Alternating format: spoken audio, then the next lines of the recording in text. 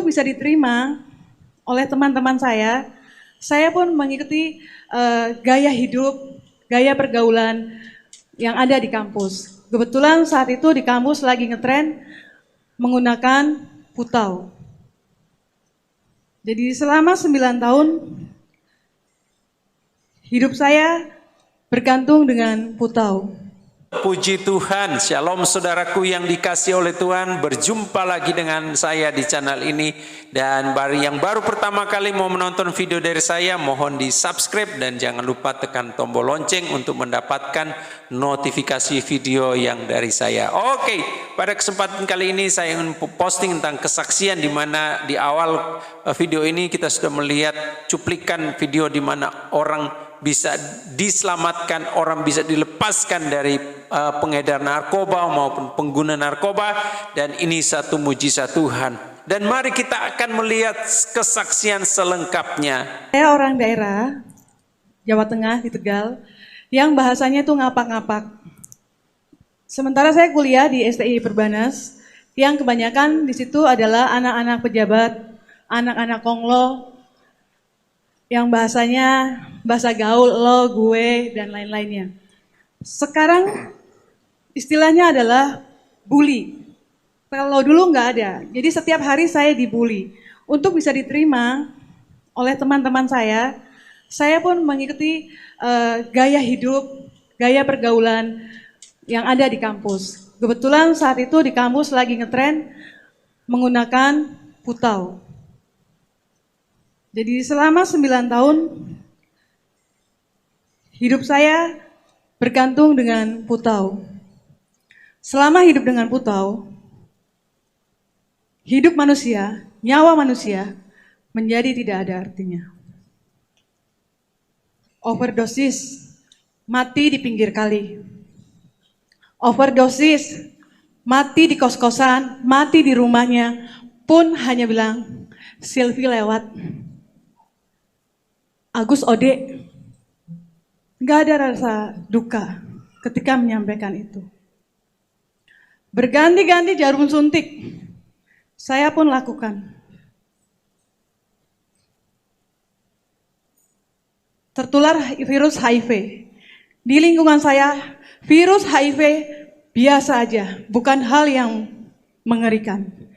Puji Tuhan Pak, sampai hari ini saya pun sehat. Saya tidak OD, saya sehat, sampai hari ini saya hidup.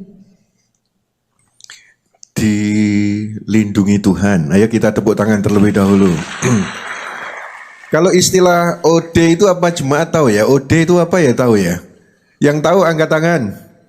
Oh tahu ya, iya. Apakah itu pemakai, angkat tangan? Oh enggak ya.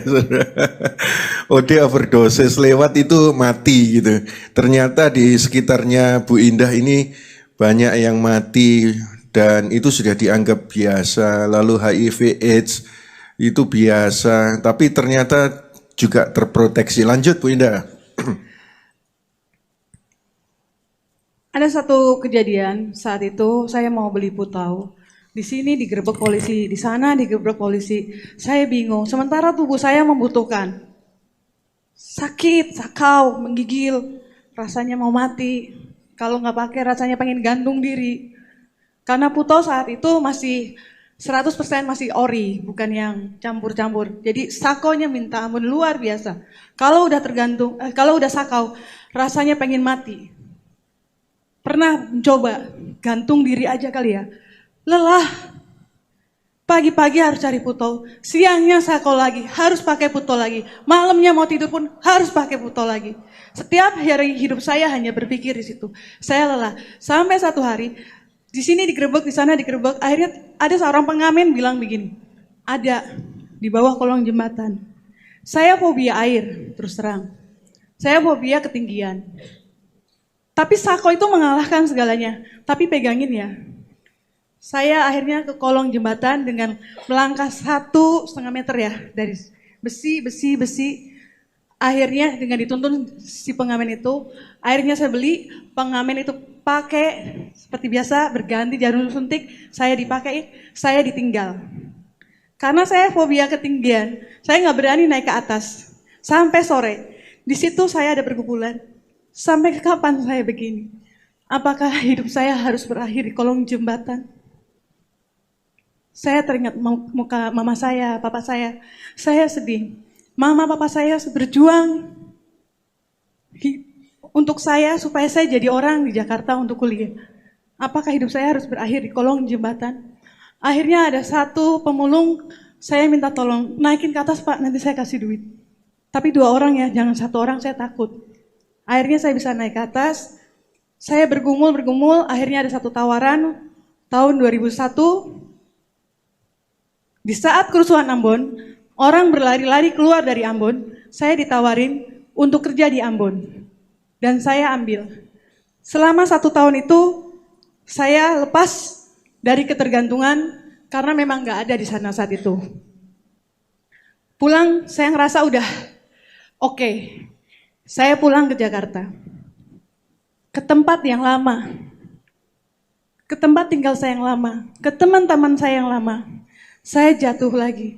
Saya pakai lagi, Pak. Berarti sudah sempat lepas ya. Cuma karena balik ke pergaulan yang lama, akhirnya pakai lagi. Lebih ringan atau lebih parah? Kali ini agak ringan, karena pergumulan batin di saya itu lebih kuat daripada memakai. Terus lanjut. Saya bilang, saya berseru dalam hati, Tuhan, saya lelah. Saya nggak mau pakai lagi. Tapi gimana caranya? Gak lama, beberapa hari ke depan saya ditangkap polisi. Saya mendapat hukuman 8 bulan, subsidiar 1 bulan. Saya jalanin 7 bulan, 15 hari karena dapat remisi. Di dalam penjara itu bisa 2 hal terjadi. Bertobat atau semakin hebat. Maaf, semakin hebat dalam hal ini adalah di dunia narkobanya. Dan saya adalah yang kedua. Saya menjadi lebih hebat karena kenalan saya lebih luas, lebih banyak. Ada kurir. Saya hanya user saat itu, hanya pemakai. Ada kurir, ada bandar.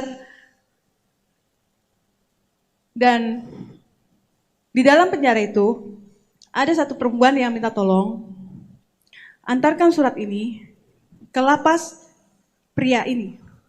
Ke lapas pria di satu daerah. Saya anterin. Si napi laki-laki ini meminta tolong saya untuk mengurus urusan hukumnya dia.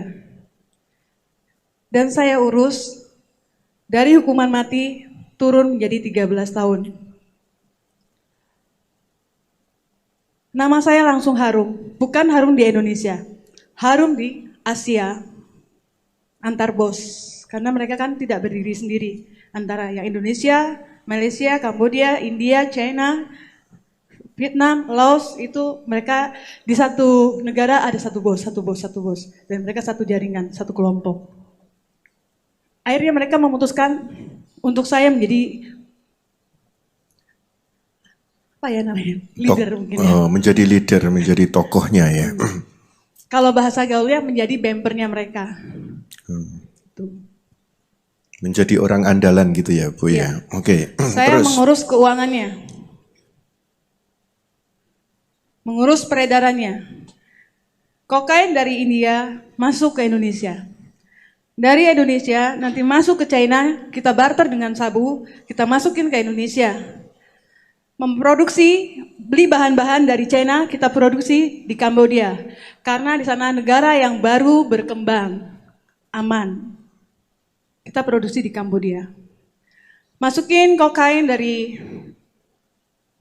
Laos, jadi ada 3 daerah segitiga emas, Laos, Kambodia, Vietnam, Thailand.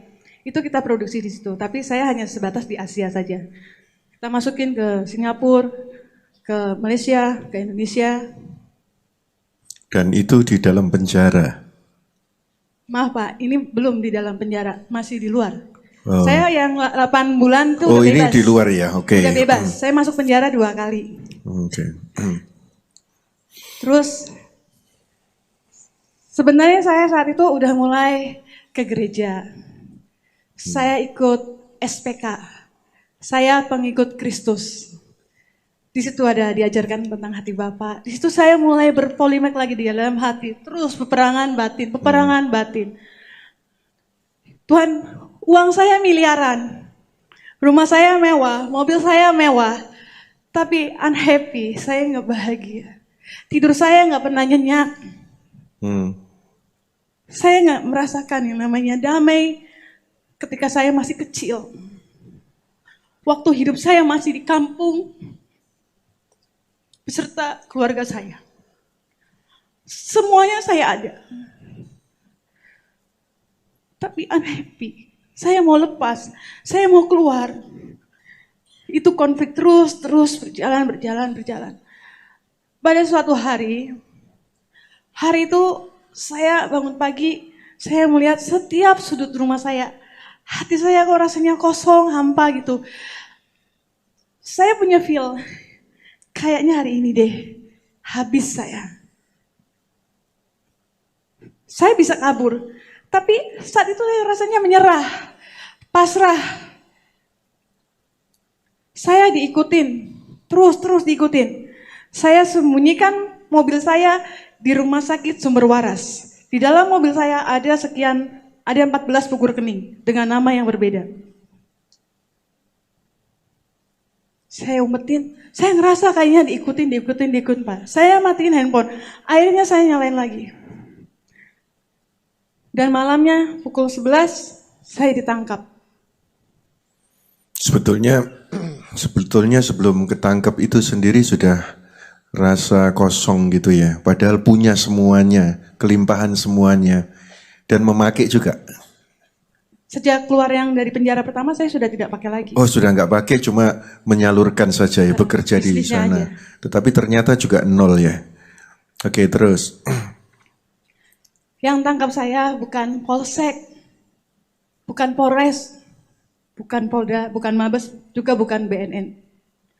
Yang menangkap saya adalah DEA, Badan Narkotik Internasional.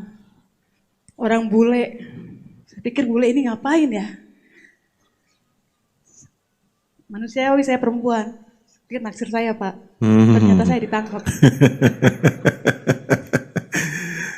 Karena cara menangkap mereka kan beda sama polisi sini kan. Gitu. Kalau dia kan enggak, hai. Dia kan ikut saya. Kita bicara. Kan jadi saya sempat GR juga. Nah, dia itu kan nggak bisa berdiri sendiri karena dia kan internasional, dia harus gandeng yang ada kepolisian di Indonesia. Dibentuklah, karena laporannya sudah ada, dibentuklah Satgas Narkoba saat itu. Yang menangkap saya adalah Densus 88, gabungan, Mabes Polri, BNN, Polda Metro. Bisa dibayangkan Densus 88 kalau menangkap teroris bagaimana? 6 orang ditembak mati di depan saya. Jadi mereka ditangkap belum ditembak, mereka ditembak mati di depan saya. Setiap hari satu orang.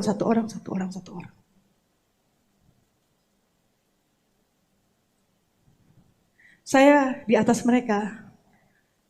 Harusnya saya pun menjadi yang ketujuh mungkin. Akhirnya setelah 2 bulan ditempatkan di suatu apartemen, akhirnya saya dikembalikan ke dalam sel, masuk ke sel, bukan dikembalikan ya, masuk ke dalam sel yang pertama kali sejak 2 bulan ditangkap, saya baru dimasukkan ke dalam sel, melewati proses-proses. Saya ini tidak berdiri sendiri, saya ini sindikat. Jaringan lain merasa ngiri karena bos saya tidak tertangkap. Jaringan yang lain akhirnya buka suara. Ini arahnya ke sini. Karena saya nggak buka mulut, secara fisik mereka nggak bisa memukul saya. Tapi secara psikologi saya ditekan. Saya dimasukkan ke dalam satu ruangan gelap, hanya dikasih titik merah. Kamu tahu nggak itu titik merah apa? Nggak tahu. Itu senjata laser. Oh, kok doang? Itu gimana Pak? Saya bilang. Maksudnya supaya saya down, itu senjata, biar saya ngomong. Tapi saya memang nggak nyampe. Mungkin dibikin nggak nyampe otaknya untuk berpikir sejauh itu. Bukan dibuat-buat. Oh, setiap malam. Akhirnya saya dimasukkan ke dalam lapas. Di dalam lapas tidak berhenti di situ. Sekarang ini bukan lawannya bos saya, tapi bos saya sendiri, jaringan saya sendiri, yang membuat hidup saya selama 1 tahun di dalam penjara menjadi orang yang sendiri. Di situ ada 400 napi, tapi 400 napi tidak ada satu orang pun yang berani bicara dengan saya. Jika ada yang berani bicara dengan saya, ditarik Pak ke belakang. Ditarik itu dimaksudkan apa? Tarik. Jadi kan ada geng-gengan di sana ya. Iya. Ada jenderalnya lah, ada inilah kalau di dalam. Napi juga, bukan petugas, napi juga. Jadi kalau ada satu orang tuh ngajak ngomong saya, dia ngomong sama saya itu ditarik ke belakang, digebukin. Dikeroyok. Jadi dimaksudkan supaya sendirian, sepi, nggak ada komunikasi gitu ya, diisolasir gitu ya. 1 tahun. Dicuekin sama keluarga aja sehari rasanya gimana? Di penjara. Tertutup tembok. Kita nggak bisa lari.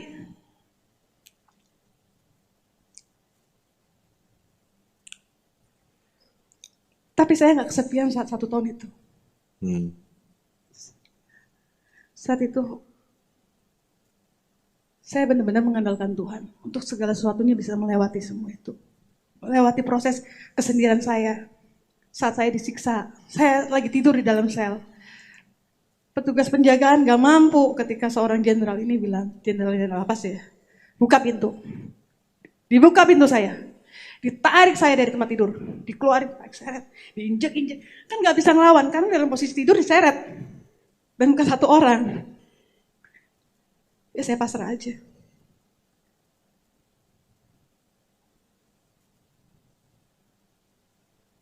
Semua orang panggil saya camat, calon mati. Karena apa? Dari 30, berarti dengan saya 29 yang tertangkap itu hukumannya mati seumur hidup. Kalau yang paling di bawah-bawahnya lagi itu hukumannya 20 tahun penjara. Saya adalah calon mati, calon hukuman mati.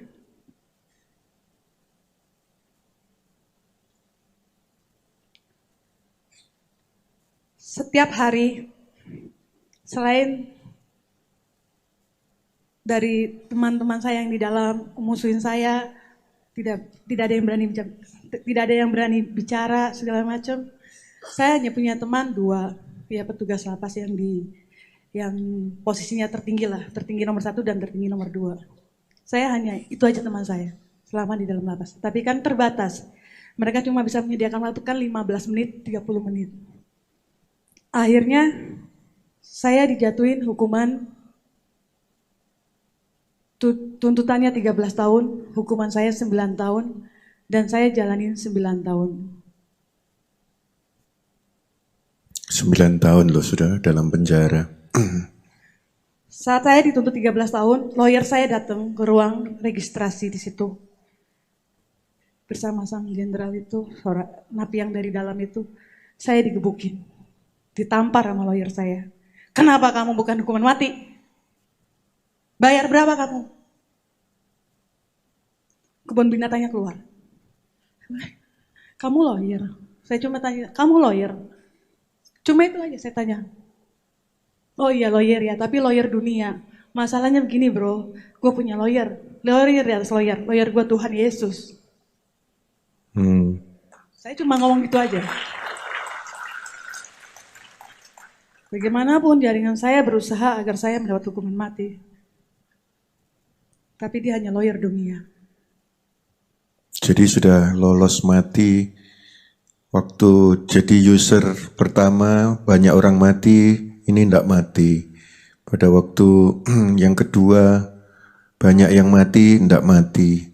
Lawyernya sendiri juga berharap mati, enggak mati. Tetap saja hidup terus. Sedikit lagi, ayo cepetan. Ya. Yang terakhir, saya udah diloloskan. Tapi saya kan harus menjalani sekian tahun. Masa saya harus didiemin? Saya mencari kasihnya teman-teman. Dengan caranya saya. Di dalam masih banyak yang make. Harganya mahal, saya tahu karena saya kan yang mengatur harga segala macam. Saat itu di pasarannya 110 juta satu on. Saya modalnya cuma 35. Kalau saya jual 75 udah. Akhirnya saya bawa masuk barang, saya cokokin semuanya. Akhirnya orang-orang pada senang belanja sama saya. Teman saya banyak, Pak.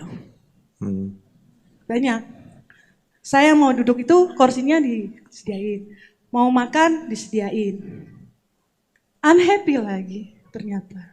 Yang saya cari, yang saya kejar, yang saya maksa. Enggak bahagia juga. Unhappy lagi.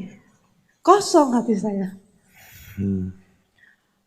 Akhirnya saya berseru, Tuhan, kalau suatu saat saya nggak punya barang, apakah teman-teman ini mau berteman sama saya? Sementara dalam kondisi apapun saya berusaha berlari-lari meninggalkan Tuhan. Tuhan tolong saya. Tuhan setia menemani saya. Saat saya sendirian 1 tahun nggak ada satu orang pun yang mau berbicara dengan saya bisa berbicara dengan Tuhan. Saya berkeluh kesah, saya menangis. Setia banget Tuhan dengerinnya. Bahkan kasih jalan keluar. Bahkan kasih penghiburan. Apakah teman-teman saya nanti mau ketika saya tidak memberikan barang? Mau berteman sama saya, mau mencintai saya, mau mengasihi saya. Konflik batin lagi. Enggak lama setiap konflik batin itu pasti ada masalah. Kurir saya ketangkep lagi. 5 kilo. Saya dipanggil. Di MAP lagi. MAP itu diperiksa ulang dan harus menjalani proses hukum yang baru. Disidang lagi. Kurir saya putus seumur hidup. Berkas saya lewat gitu aja. Kalau kurir saya ditangkap seumur hidup berarti kan saya harus di atasnya lagi. Hukuman mati lagi. Ini kok lolos terus gitu ya intinya ya. Saya jadi kepanasan.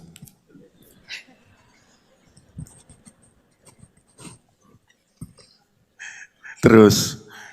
Ya, 2 tahun sebelum saya pulang ke dalam penjara, saya benar-benar bertobat. Saya tahu Tuhan tinggal di dalam diri saya. Ibarat saya punya kulkas, kalau nggak saya colokin. Ada punya kulkas di rumah, punya, tapi kan tidak berfungsi. Motor makanan apapun rusak. Gak ada artinya. Saya tahu Tuhan tinggal di dalam saya. Dan saya benar-benar, Tuhan, aku mau terus berjalan bersama Engkau di sisa umur hidupku. Emang ini berat, tapi mulai hari ini, bukan besok, hari ini saya tinggalkan semua. Rekening saya tutup. SIM card saya patah-patahkan. M-banking saya patah-patahkan. Namanya tadi kan saya tanya, namanya siapa? Indah. Nama dulu waktu di penjara siapa? Oh banyak Pak, nama saya 14. Udah akhirnya dibuang semua. Terus? Semua, saya hidup makan nasi cadong. Kalau pengen cabai saya metik di kebun. Saya mau bantuin di dapur, masak, kan nanti juga dapat makanan Pak. Bahkan kalau yang rohani muslim bikin kegiatan ISQ, saya paling kepo, dekor ini segala macam. Saya menikmati semuanya. Untuk kegiatan rohani, Buddhis, juga saya paling kepo. Pokoknya ada kegiatan seminar apa nanti antar lapas, saya paling kepo, repot. Naik-naik, dekor ini itu, sampai glopot. Yang tadinya wangi, bersih, cantik. Saya mau, ternyata saya baru mengerti, ternyata 2 tahun itu saya lagi dibekelin untuk hidup saya setelah keluar ini. Oke, lanjut.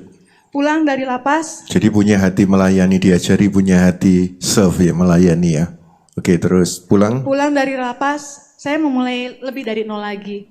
Saya menjadi PKL, pedagang kaki 5. Saya jualan bubur, aneka bubur manis. Saya masak sendiri jam 2 malam. Jam 6 pagi saya jualan sampai jam 12 siang. Habis itu saya lanjut ke pasar lagi. Ke pasarnya harus 2 kali. Karena kalau santan harus fresh. Oke, nggak usah diceritakan ke pasar segala. Udah. Setelah saya dari PKL itu, ada satu panglima lagi jogging, lihat bubur saya. Disitulah bubur saya terkenal, mulai bisik-bisik ke Kementerian Keuangan. Itu enak loh. Jadi nomor telepon saya dikelilingin ke Kementerian Dalam Negeri segala macam. Masuklah saya menjadi catering saya masuk ke dalam sana tanpa proposal. Biasanya harus pakai proposal, Pak. Ke sana itu kemana?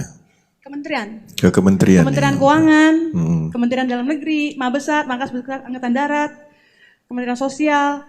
Biasanya kan harus pakai tender, pakai proposal. Itu enggak. Itu juga Tuhan lagi ya. Thanks God. Yahweh yang hebat. Yahweh yang besar.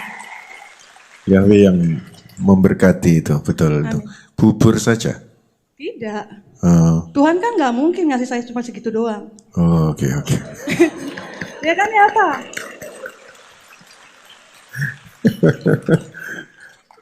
Iya. Salah saya berdiri di sini. Terus Dari lingkungan saya masukin catering saya ke kementerian itu, saya kan orangnya agak ramah dikit kan, gitu kan. Akhirnya ada satu program dari Rumah Kreasi Indonesia Hebat. Di situ adalah program di mana programnya Pak Jokowi antara petani ke pembeli itu di tengah-tengahnya ada tengkulak. Nah, gimana kita memutuskan mata rantai ini? Wes, saya ini kan mata rantai narkoba dulu kan. Ini mah kecil lah. Kalau cuma tengkulak. Akhirnya saya bikin bazar di kementerian-kementerian. Tempatnya free. Petani saya datangkan, saya kasih biaya yes, juga. intinya akhirnya berhasil ya. Akhirnya berhasil, di situ selesai. Enggak, lagi ada. Akhirnya saya clash karena saya terlalu idealis. Akhirnya saya bisa, saya membuka usaha sendiri, event organis atas nama Indah Bazar. Saya ini komputer nggak bisa Pak, spasi nyalain, mindahin spasi pun saya nggak bisa. Tapi saya bisa mengerjakan event Kementerian Keuangan, Hari Uang Nasional, Hari Uang se-Indonesia, saya yang ngerjain. Itu yang datang itu seluruh dari divisi Kementerian Keuangan yang ada di Indonesia itu yang datang. Kalau bukan Tuhan, kalau bukan Yahweh siapa Pak? Terus launching dari Imani. Jadi penggunaan Imani itu kan udah nggak boleh lagi. Penggunaan tunai udah mau dihilangkan dengan program launching Imani. Itu pun saya yang mengerjakan. Luar biasa kesaksiannya, dan biarlah kesaksian ini akan memberkati kita dan menguatkan kita. Mari kita tetap setia kepada Tuhan, tetap berharap dan percaya kepada Tuhan, dan bagi Tuhan tidak ada perkara yang mustahil. Tuhan memberkati kita.